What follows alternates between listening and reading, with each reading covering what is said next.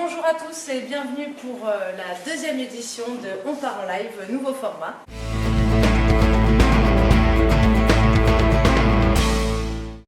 Cette semaine, nous sommes allés au Bikini rencontrer Hervé et Antoine pour parler un peu de la situation actuelle, de l'histoire et voilà.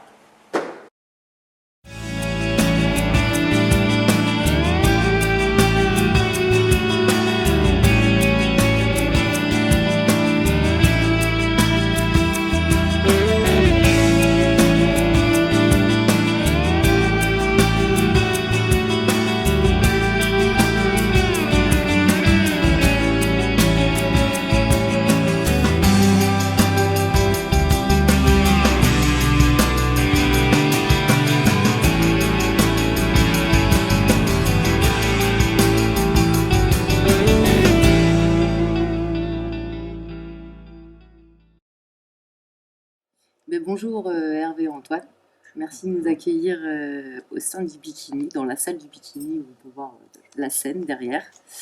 Voilà, on est là pour parler un peu avec vous de musique bien sûr, mais aussi de la situation actuelle. Et pour commencer en fait, voilà, moi j'aimerais qu'on resitue un peu l'histoire du Bikini. Si Hervé par exemple, tu pouvais un peu nous parler de l'historique qui avait déjà connu aussi un premier coup dur avec AZF. D'autres, oui, AZF, c'était assez important. Tu sais, ce que je disais à Antoine il y a quelques temps, il y a deux dates dont je me souviendrai toute ma vie. Bon, la date d'ouverture du Bikini, bien sûr, mais c'est AZF le 21 septembre 2001 et c'est le 13 mars 2019. 2019, oui. Non, 2020. C'est 13 mars et 21 septembre, parce que c'est vraiment, ça aurait été deux, j'espère, je parle à l'imparfait, j'espère qu'on va parler au futur jour, mais ça a été deux grands traumatismes, c'est vrai, du Bikini. Je ne sais pas quel est le plus important, l'un ou l'autre, je ne sais pas trop. Disons que quand il y a eu AZF, on avait quand même l'espoir avec une date qui arrivait, tandis que là, il n'y a rien. Et c'est une histoire de famille un peu au départ. Oui, c'est né d'une passion. J'ai eu l'occasion de vivre à Londres pendant 1 an et demi quand j'avais 20 ans. Et un jour, on me baladant dans la rue, on allait chercher ma femme à son travail. J'ai entendu du bruit, pas du bruit, de la musique. Et au bruit de la musique, je suis arrivé devant un pub. J'ai poussé la porte, j'ai vu un groupe jouer. J'ai pris une bière, il n'y avait pas l'entrée payante, il n'y avait rien. J'ai dit, c'est ça que je veux faire. J'ai eu une révélation, j'ai été touché là, ce jour-là par les muses, je ne sais trop rien, et voilà, à partir de là, c'était une obsession, je voulais, mais n'ayant aucun moyen financier, c'était hors de question d'acheter quoi que ce soit, et puis c'était pas aussi facile que maintenant. J'ai voulu faire un retour dans mon village natal, dans un petit village à la campagne, vraiment un petit village, où c'était davantage le concours de belote et le concours de pétanque qui primaient l'activité culturelle. Et j'ai voulu en faire un peu comme j'avais vu en Angleterre, avec un moyen d'âge de 70 ans ou 80 piges. Et c'était un véritable miracle, comme il n'y avait absolument rien dans les campagnes profondes, encore moins à Toulouse, il n'y avait pas ce développement de bars musicaux, etc. Ça a marché. Tout ce qu'il y avait d'original un peu dans le coin venait là parce qu'il n'y avait vraiment rien d'autre. Ma mère, en même temps, pareil, a tout envoyé péter dans le circuit dans lequel elle était, a monté un petit bar à Toulouse. C'était l'éclosion des bars musicaux. À l'époque, être original avec un bar, c'était avoir 4 ou 5 tirages de bière et mettre de la musique. Parce qu'il n'y avait rien, c'était vraiment les bars classiques.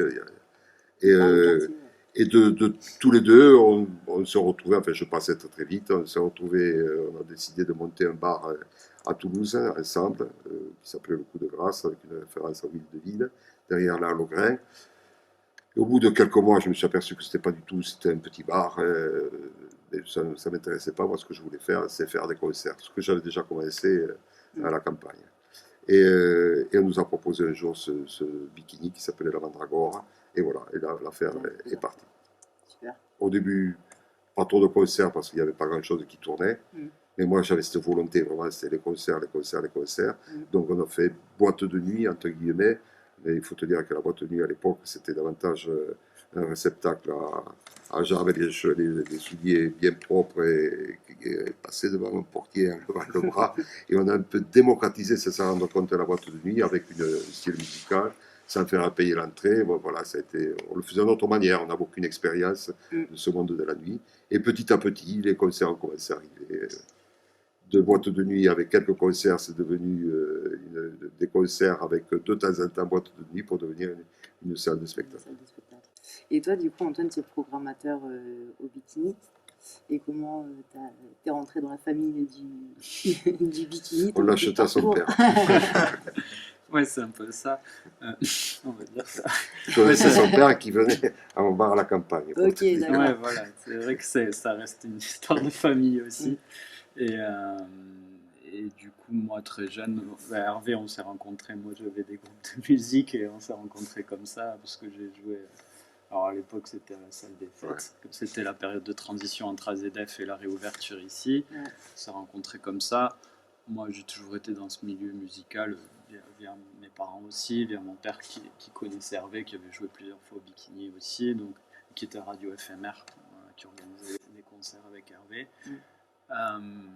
Du coup, moi j'ai fait des études autour de ça, autour de médiation culturelle, tout ça, et j'ai fait mon premier stage avec Hervé et Fabrice en 2007, juste avant l'ouverture.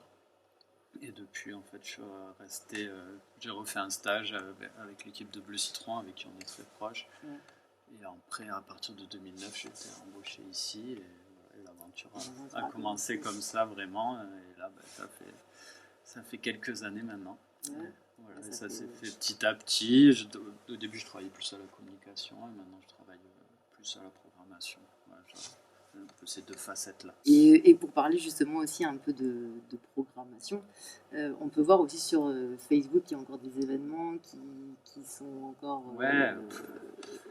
On essaye, en fait. La situation est tellement floue, tellement... On ne sait pas exactement ce qu'on peut faire, on ne sait pas quand c'est qu'on pourra ouvrir, quand on pourra ouvrir, qu'est-ce qu'on pourra faire. Ce qu'on a dans l'idée, c'est de pouvoir... Ce qu'on pourra faire au départ, a priori, ce sera des concerts en assis distanciés qu'ils appellent, donc ça sera avec une jauge très réduite, on pense que ça sera autour de 300 personnes. Donc là, on travaille une programmation en ce sens-là. On imaginait que ça serait en mars, bon, ça ne sera pas en mois de mars. Donc là, il y a des événements annoncés au mois de mars, bon, ils vont être décalés. Là, on espère que peut-être fin avril, mai, juin, on pourra faire ces spectacles-là. Donc c'est pour ça, mais c'est très flou et je pense que oui, les clients sont un peu perdus parce qu'ils voient des choses annoncées, mais nous on est complètement perdus et je pense qu'on a du mal à communiquer clairement sur ce qui va pouvoir avoir lieu. Et du coup, là aujourd'hui, on ne sait pas grand-chose. Voilà, on espère que ce sera peut-être mai-juin. De reprise, ça serait bien juin. Ça souhaite à tout le monde d'ailleurs. Et même vous, en tant que grosse salle de spectacle, vous n'avez pas forcément des infos. Le ministère de la Culture, il ne va pas forcément... Je ne parle pas du ministère de la Culture. Mais non, par contre, un truc qui est sûr, on a quand même des antennes, quand je dis des antennes. Nos tourneurs, des gros tourneurs, qui sont très proches du Prodis. Le Prodis, c'est un syndicat compétent de la profession du spectacle. Bon, il est évident que ce sont des gens qui sont bien imprégnés, qui sont dans les couloirs de la politique, de la culture de Paris, et ce sera les premiers prévenus.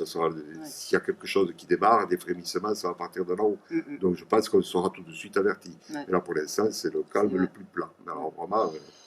C'est vrai que depuis le début de l'année, mais il n'y a rien. Tu vois, quand en temps, on appelle un, on dit alors, qu'est-ce que... Tu sais quelque chose, tu peux partir où déjà on ne peut pas partir. Mais non, il n'y a rien. Parce qu'après les gens, dès qu'ils entendent quelque chose, ça repart en verbiage. Là, en ce moment, par exemple, il y a 2 tests dans des salles qui vont se faire. Voilà, j'allais y venir, on s'est annoncé comme une rouverture. Non, c'est que dalle. C'est un essai, un test, un à Marseille, un à Paris, soi-disant, à moins qu'il y ait d'autres nouveaux trucs qui se produisent. Ils en font 2 à Marseille, un à Paris. Alors, voilà, après, il va falloir attendre les résultats, tout ça. Donc, tu imagines, voilà, on en est encore des trucs comme ça. Donc, sans crier, je ne gueule pas, mais il n'y a rien, il n'y a vraiment rien. C'est complètement irréel. Puis, bon, pour revenir à ce qu'il disait Antoine tout à l'heure, la programmation, moi, je les vois faire. Pardon, je dis je les vois faire parce que moi, ça me démoralise un petit peu et je ne veux pas leur briser la pêche qu'ils ont encore, heureusement, c'est qu'ils travaillent sur des trucs pour déprogrammer, comme tout le monde dit, reprogrammer, déprogrammer. Il y a Dionysos, par exemple, ça fait, je sais pas, 20 fois qu'il annule et qu'il le reporte, tu vois. Moi, la programmation, le pointage qui, dans notre profession, c'est notre petite Bible. Tu sais, c'est ce que tu regardes les 2 pointages par semaine pour voir combien on a fait de vente de billets. Moi, depuis le mois de mars, je crois que je ne l'ai pas regardé. Parce que c'est, comme tu dis, c'est tout mélangé, c'est tout, parce qu'on ne sait pas, parce qu'on garde des trucs, parce que c'est pas complètement encore annulé, mais ça va être annulé, c'est reporté, mais on sait que ça va être encore reporté, voilà où on en est. Un peu comme tout le monde. Hein. Et pour en revenir d'ailleurs à ces fameux tests concerts là qu'ils veulent faire à Marseille et Paris en même temps, qu'est-ce que vous en pensez? Parce que c'est quand même une grosse orga en amont, pendant et après. Qu'est-ce que ça va permettre après aux grosses salles comme vous de... Ça, c'est que si on a un protocole qui, comme il commence à l'annoncer, je ne sais pas comment on va faire rentrer les gens dans la salle, comment ça va prendre 2h30 pour faire rentrer tout le monde. On va leur faire des tests à l'entrée, qu'est-ce qu'on va faire? Hier, on a été approché, par exemple, par quelque chose de peut-être intelligent, essayer de limiter les risques dans une salle, on va voir avec Thalès, etc.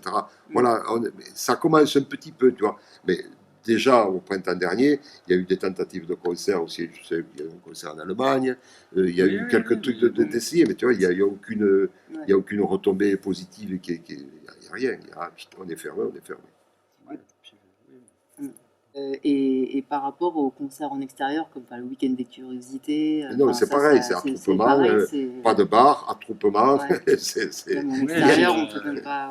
La perspective, voilà, pour l'instant, ils ne parlent que de l'assis en extérieur. Faire le week-end des curiosités en assis, je ne vois pas l'intérêt.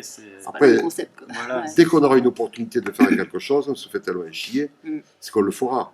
Mais le problème, pour l'instant, il n'y a rien. Même si je trouve ça, moi, personnellement, vraiment ridicule. Tu sais, j'associe ça à un jeu de dinette pour enfants, tu sais, où à la place du café, tu mets de l'eau et tu sers dans les tasses, on fait semblant de faire quelque chose. C'est horrible, mais si on n'a pas d'autre solution, on le fera. Tu imagines ouvrir, là, par exemple, à l'heure actuelle, ouvrir 300 places, là, assis, tu n'as pas le droit, pour te pisser, je pense qu'il va falloir demander la permission, tu n'as pas le droit de servir à boire, tu enlèves toute la convivialité d'un truc. Mais on le fera. C'est symbolique, oui, mais ça sera symbolique. Ce qu'on a beaucoup aimé aussi au départ, c'est pour revenir un peu en arrière, c'est que, bon, on dit que personne ne dit rien, on a essayé, quelques salles en France, de tenter quelque chose. On m'a donné une idée que je trouve un petit peu originale, puisqu'on ne parle absolument pas de nous, bien que, bon, parler pour ne rien dire, ça ne sert à rien, mais en fait, de temps en temps, quand même, il faudrait dire qu'il y a des gens qui écoutent la techno tous les week-ends, personne ne parle de ça, personne n'en parle, on parle que de théâtre, on parle que de choses vraiment insignifiantes par rapport au volume de monde que représente quand même ces soirées tous les week-ends en France, personne n'en parle. La seule qui a essayé qui était prête à jouer ce jeu, c'était Isia, la fille du Gélin, qui disait, moi j'en ai marre, je prends la bagnole avec 4 musiciens dedans et on part, on fonce. C'est la seule. Et ça n'a pas pu se faire parce qu'après ça a été... On n'a pas réussi, au final, le moment où ça allait se mettre en place, ils ont refermé les salles.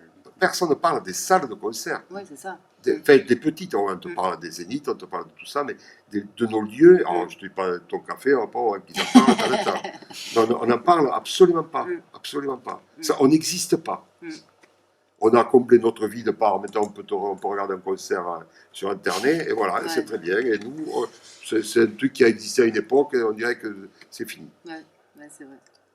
Et du coup, on a vu aussi que vous donnez un peu des rendez-vous mensuels aux affiches, il y en a du bikini avec des playlists. On essaye de garder un lien, en fait. C'est pas s'amuser, mais c'est des petits cris de révolte. Des révoltes contre super bien, et ça permet de... c'est comme vous, avec l'émission, de garder un lien avec vos clients. Nous, on essaie de faire un peu pareil. On met les mots d'Hervé de temps en temps. Voilà, on essaie de trouver le moyen de quand même garder un lien avec notre public, quoi, qui sentent qu'on est là aussi et qu'on les attend. Mais c'est vrai que c'est pas évident.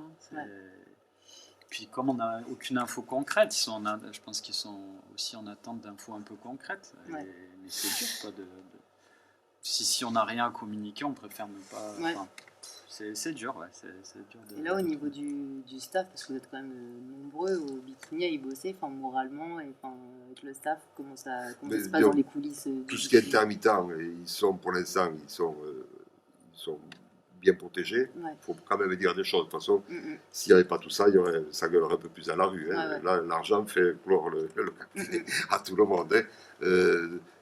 La plupart sont donc protégés par ce chômage partiel.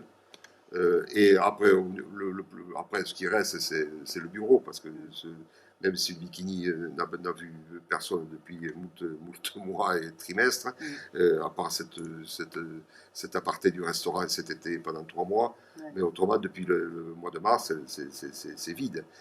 Mais il continue à vivre, il continue à battre. Donc, on a ce bureau d'où partout. Où Antoine officie entre autres, on a une administratrice encore qui est obligée d'être là parce que ça continue à vivre. Il y a mes déclarations toujours à faire, je paie toujours des impôts, je paie l'entretien, l'électricité, ça continue Ah oui, à ça vivre. les charge, elles continuent Et, à être prélevées. et ça, c'est après, clair. bon, on les extirpe du chômage partiel dans la mesure de la légalité et en les payant au moins, en les déclarant, en faisant tout comme il faut, ne profitons pas du tout des avantages de l'État. Voilà, on arrive à avoir un semblant de vie encore. Et moralement, enfin, vous avez des Moralement, nouvelles, ça n'en parle même ouais. pas. Bon, moi, je ne veux pas leur foutre le moral à Z, mais c'est une catastrophe. C'est une catastrophe. Je ne sais pas comment on va pouvoir repartir, vivre avec des gens. Moi, j'ai l'habitude, moi qui suis toujours entouré, je ne vois plus personne, à part ma femme, et eux, de temps en temps, je ne vois personne. On va Alors, dire, on a la chance de pouvoir se voir de temps en temps, ce qui crée quand même, ouais, qui permet de garder ce lien et de, c'est vrai que c'est quand même. C'est important. C'est important, voilà. Nous, c'est aussi de là, enfin, où est partie l'idée un peu de nos reportages, c'est que c'est tellement long, là, ça va faire 1 an que, du coup, avec le staff, on a besoin aussi de se fixer des défis, des objectifs, et c'est important aussi de dire que, enfin, voilà, autant les petits que les moyens que les gros, on a tous, voilà, on est tous humains. Je te dis, on a besoin. Je suis en train d'écrire. Pardon, attention quand je dis ça. Un bouquin. Je ne me prenais pas pour ce que je ne veux pas être. Et comme je fais tellement chier, j'essaie enfin d'écrire les mémoires du Bikini à partir de 1983, tout est pané. Et donc, pour te dire que c'est vrai parce que je parle beaucoup de ce milieu, de ce tissu petit bar, salle, parce que le Bikini est une grande salle, mais c'est une petite salle aussi. Et l'importance de tous ces lieux, l'importance. C'est super important, ça c'est clair. Et plus ça foisonnera, plus on aura d'artistes notoires et bien entraînés, bien aguerris à la scène. Donc, s'il n'y a pas ce tissu, c'est pas sur Internet qu'ils arriveront à jouer de la musique. Hein. C'est devant une scène, sur une scène, devant un public. D'où l'importance de ces lieux. Ouais. Des petits tremplins qui permettent après. Et tout, les groupes que tu as, groupe qui va passer, qui te dit, tiens, je veux venir jouer. Comment on faisait au début, c'était ça le Bikini. Hein. Tu voulais jouer, ben, si tu es bon, moi je leur disais, ben, écoute, si tu es bon, on t'applaudira. Si tu n'es pas bon, ben, on te sifflera, mais voilà, tu auras joué. Tu as le courage déjà de faire cette démarche, d'aller jouer. Et pour parler justement un peu des artistes au sens général, enfin, vous connaissez certainement le Mix Art Meris, oui, bien sûr. Le collectif. Est-ce que vous avez un avis par rapport à tout ce qui se passe en ce moment pour eux, enfin, le fait qu'ils aient une fermeture administrative? Enfin, moi, personnellement, je n'ai pas de contact avec eux. Tu vois, déjà, c'est ridicule, tu vois, on ne s'appelle pas, on ne sait pas. On ne sait pas, toi, je ne sais pas, c'est un peu plus. Pas plus que toi. C'est fabuleux, ça, tu vois. Non, mais là, pareil, je ne vais pas en contradiction avec ce que je t'ai dit. Des lieux comme ça, bien sûr, qui sont importants. Bien sûr que c'est vital. C'est de tout ce bouillon, de tout ce magma que jaillit le génie, que jaillit le. Ouais. Ok. Et est-ce que, justement, pour notre petit reportage bohémien, vous aurez un petit message à faire passer à votre public, que ça qu'on reprenne une vie normale. Qu'est-ce que je te dis? C'est le seul truc. On a l'impression de vivre dans un film de science-fiction. Même la réalité, là, elle dépasse la fiction. Pardon, je dis un truc bateau, mais c'est complètement réel. Quand le matin, tu te lèves et tu réalises dans quel monde on vit, il ne faut pas réfléchir. Il faut vite se rabattre sur une occupation. Moi, le monde de petit truc, maintenant, ça fait ça meuble toute une journée. C'est de se régler un emploi du temps pour essayer de ne pas penser, de réfléchir, parce qu'on devient fou. Et puis les gens qui travaillent maintenant, comme je dis, c'est un privilège maintenant d'avoir un travail. Ouais, c'est clair. C'est... Mm. Non mais vite que tout ça se Oui, reprenne voilà, et puis vite quand pas on avec quand on retrouve tout le monde et quand Voilà. on reprenne une vie un peu normale. et Ouais. pas avec les masques vocales de Zorro, mais, mais avec du vrai Ouais. dans la transpiration, comme je disais au début. Mm. Parce que c'est pour faire des trucs à peu près, bon, Ouais, c'est sûr que c'est pas la même chose. tu vois, avec des croix là, la croix, tu bouges pas de la croix. Si tu es pissé, t'appelles, je vais chercher le portier, il t'amène aux toilettes. Attention, vous êtes trop nombreux aux toilettes, mais j'ai envie de pisser, mais t'as qu'à les pieds. Non, mais Ouais. C'est vrai que c'est pas possible, c'est Ouais. pas possible. Ça va être quelque chose. Ouais. Mais bon, garde espoir. ouais, voilà, on garde tous espoir. Ah, mais c'est dingue, hein, Ouais. on vit un truc de dingue. S'il pouvait en sortir quelque chose de positif de tout ça, on a le temps de réfléchir hein, à une vie différente. Hein, Ouais. Je pense que voilà ce que j'espère. Hein. Ouais. Un monde meilleur. Et bon, on souhaite vite vous retrouver. Et plein de ici, musique. dans cette, Bien plein sûr. de musique, Ça, la c'est notre vie. Hein, transpiration, nous, c'est- des bières dans tous les sens, les toilettes blindées. Et toi aussi, et tout le monde. Et voilà. Ouais, Et, merci. Ouais. Bon, en tout cas, merci pour votre accueil. et de rien, de rien. Merci D'avoir à pris vous, un peu de temps libre pour nous accueillir. Et ben, bientôt. à très vite, on va dire, Ouais. en espérant que ça va C'est se le faire. bordel. Ouais, vite le bordel. Voilà, ça c'est le mot de la fin.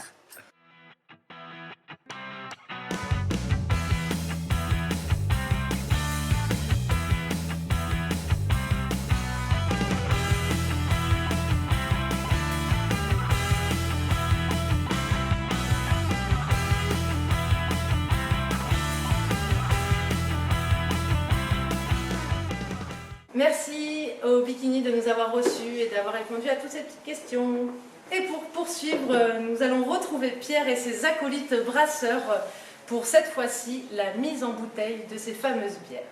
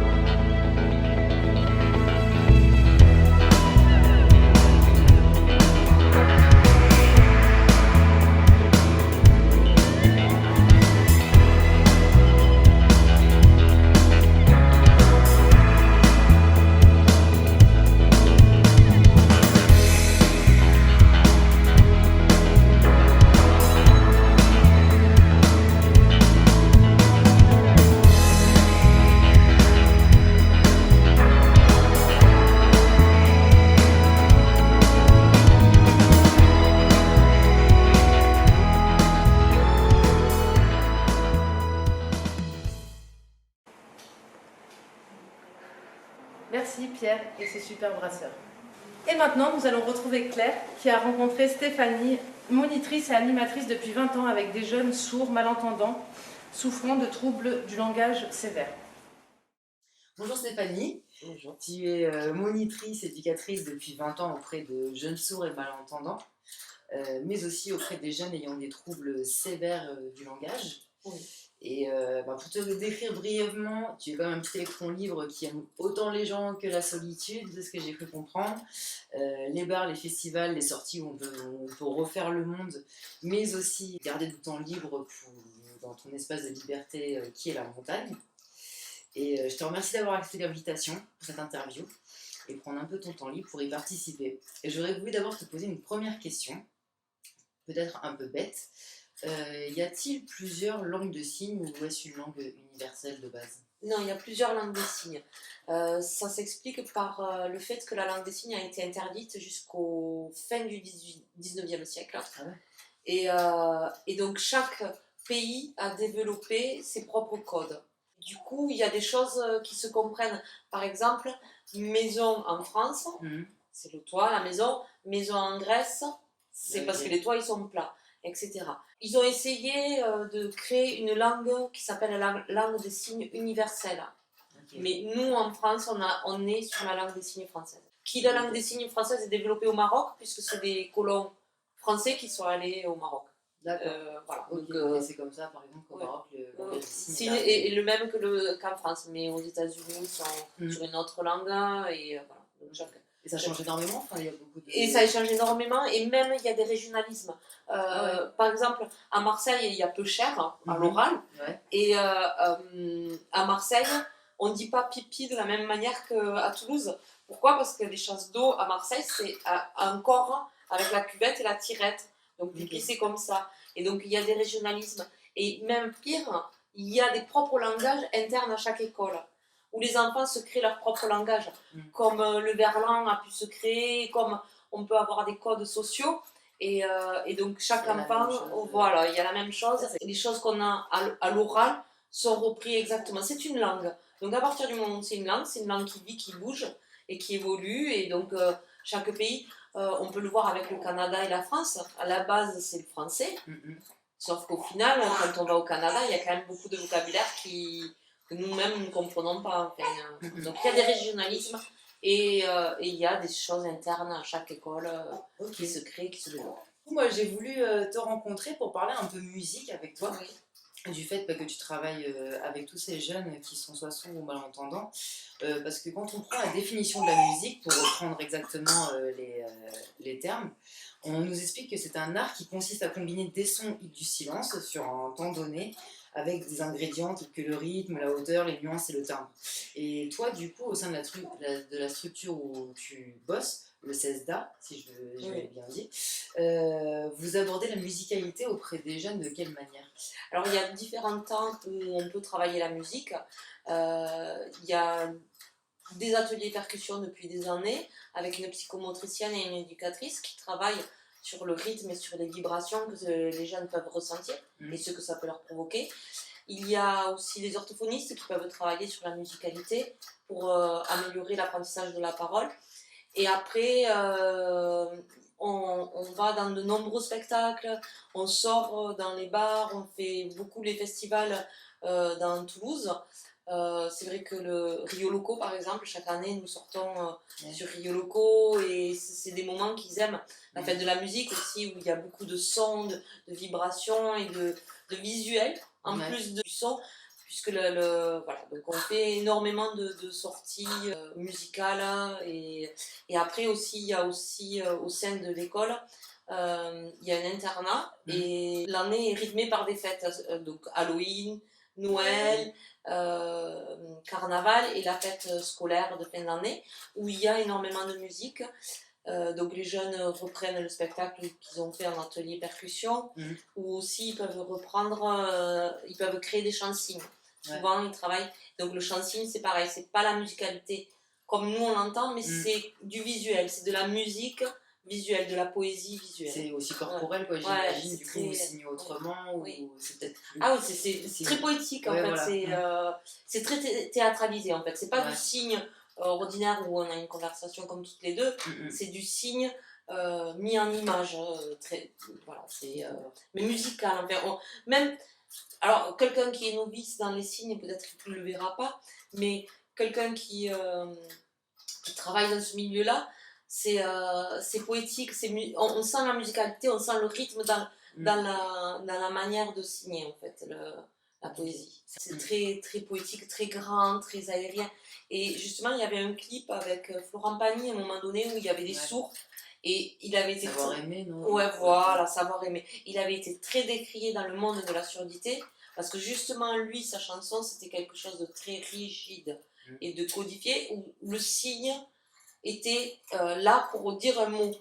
Sauf que quand on fait du chanson, c'est pas du tout ça. On poétise le moment et les choses. Il y a une jeune interprète qui fait du chanson avec des groupes de rock, et elle est très vivante, elle est très dynamique. Et le visage, il n'a pas à être figé. Le signe est accompagné du corps, du visage, etc. Quand vous sortez sur les festivals, est-ce qu'il y a un endroit ou un emplacement plus privilégié justement pour vivre le son Oui, la baffle de derrière, il n'y a pas le visuel qui est proche, et il n'y a pas le son y est puisqu'on est à côté des grosses baffles, mais souvent ils aiment être devant la scène, ou sur les barrières. Souvent les barrières qui sont devant la scène, qui sont en fer. Vibration. Oui. Et souvent sous les barrières, il y a des planchers où il y a tout le système électrique qui passe. Et donc là, ce plancher-là et les barrières, ils sont là en fait. ou à côté des baffles, ou devant la scène sur ces barrières, où il y a le son qui passe à travers la terre. D'ailleurs, les festivals, c'est souvent mieux que des concerts où on est sur du dur, sur du goudron, où les vibrations sont moins présentes. Sur la terre, les vibrations passent énormément. Et on peut tous faire l'expérience un jour quand on va à un festival, se concentrer, se mettre les deux pieds sur la terre et ressentir comment la musique nous monte. Et c'est impressionnant. Ce qu'on n'en fait pas nous parce qu'on a nos oreilles qui écoutent, mais quand on se met en position de se centrer, de se concentrer, mais on ressent ce qu'eux ils ressentent. Prochain festival, promis, moi j'essaye de ressentir justement les vibrations en étant sur la terre, en espérant qu'on arrivera à en faire au moins quelques-uns cet été. Ouais, voilà. Et pour en revenir également aux ateliers qui peuvent être proposés dans le lieu où tu exerces, j'imagine qu'elle est tout petit aussi. Donc il y a une première approche musicale qui doit se faire au départ, et j'avais cru comprendre que quand tu étais petit, on pouvait utiliser aussi, comme tu disais, les objets sont importants. Oui. Et tu parlais tout à l'heure d'un plancher vibrant. Oui. Enfin, vibrant, je sais pas Oui, si c'est un plancher vibrant.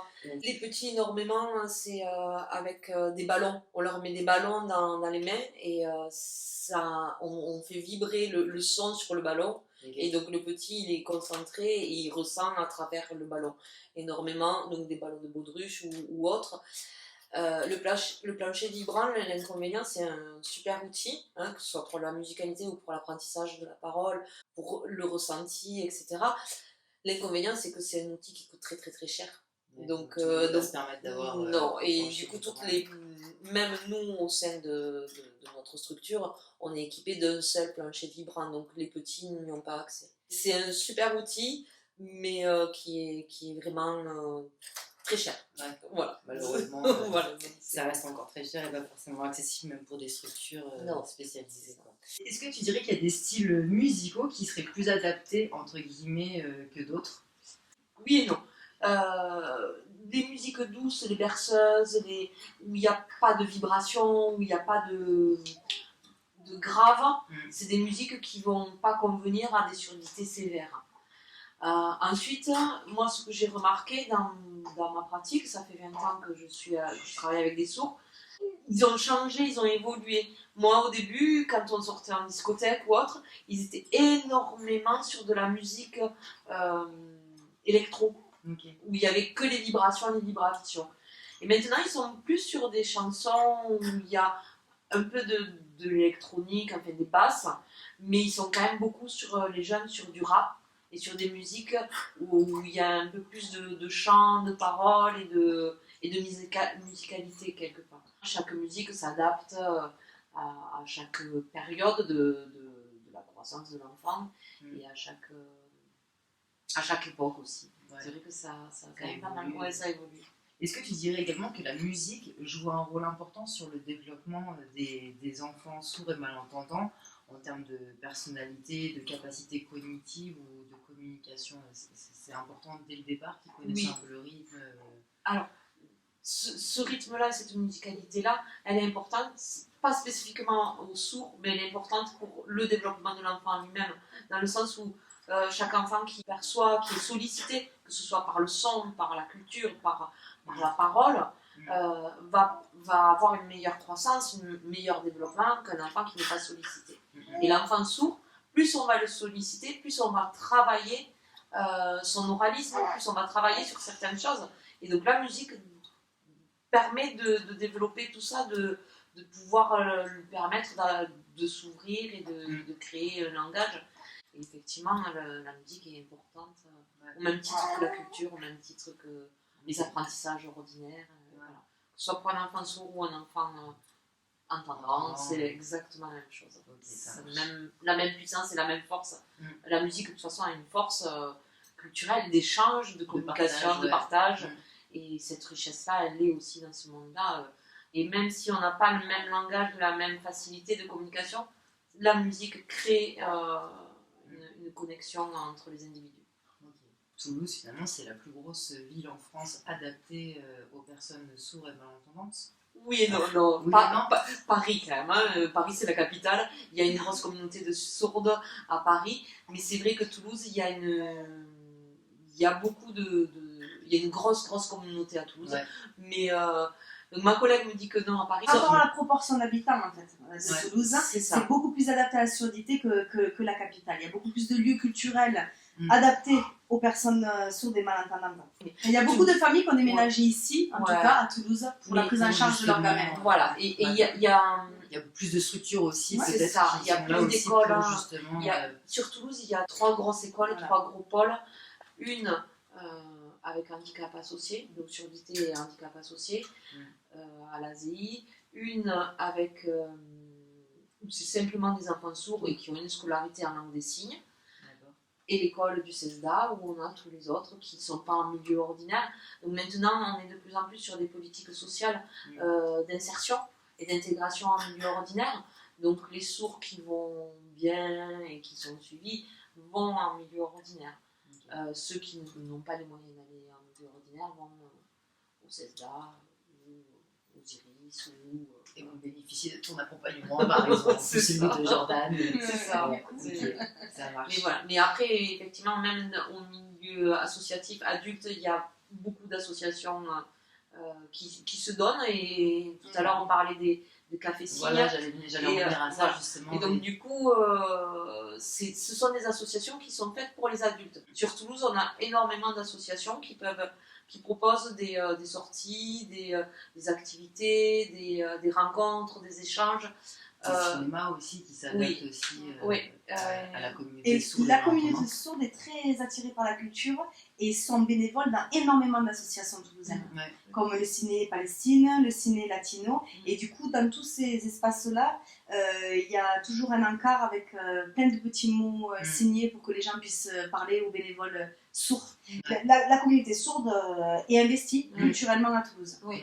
Il y a une librairie à Toulouse spécifique surdité. Oui, dire. Oui, dire. Ouais. Oui, dire. Il y a un restaurant aussi où ce sont 2 L'oreille sourds. cassée. L'oreille cassée. Voilà.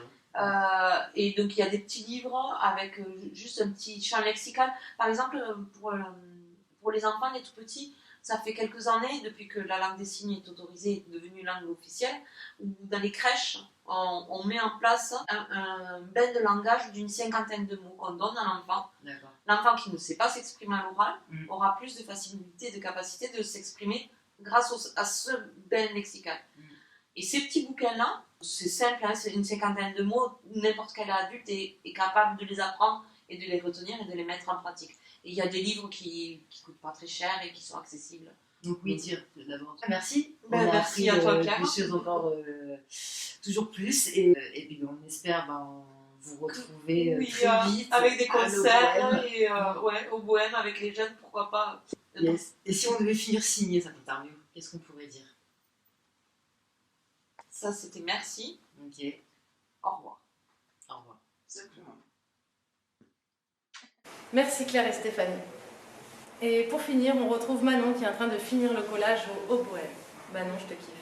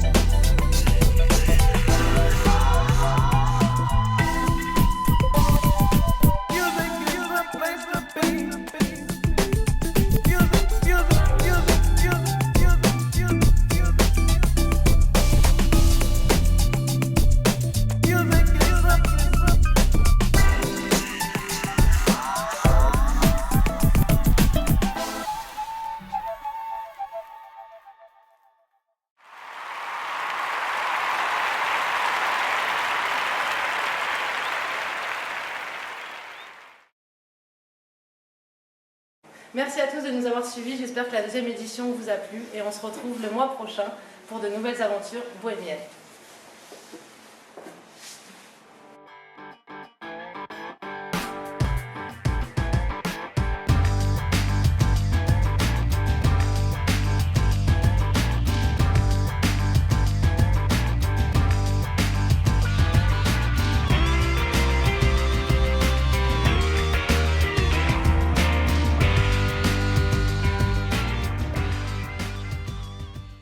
Ça va Marlène? Oui. Tu veux que je la refasse? Oui.